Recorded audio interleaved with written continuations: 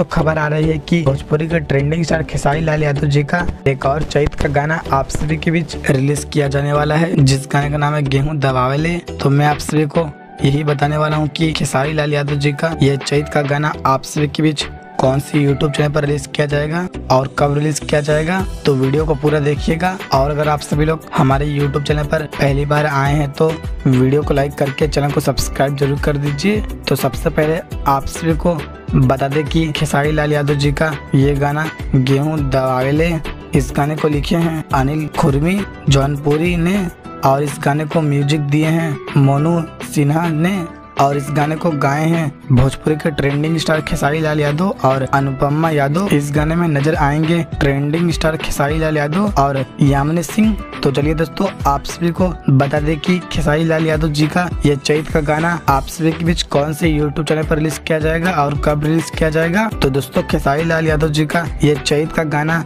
गेहूं दबावेले, इस गाने को रिलीज किया जाएगा आज सुबह 6:30 पर खेसारी म्यूजिक वर्ल्ड के यूट्यूब चैनल पर। तो दोस्तों आप सभी लोग खेसारी लाल यादव जी के इस गाने को जरूर सुनेगा, काफी कमाल का ये गाना होने वाला है। और दोस्तों वीडियो पसंद आया तो वीडियो को लाइक कीजिए, चैनल को सब्सक्राइब कीजिए। फिर मिलते हैं आपसे एक और नए वीडियो के साथ, तब तक के लिए बाय।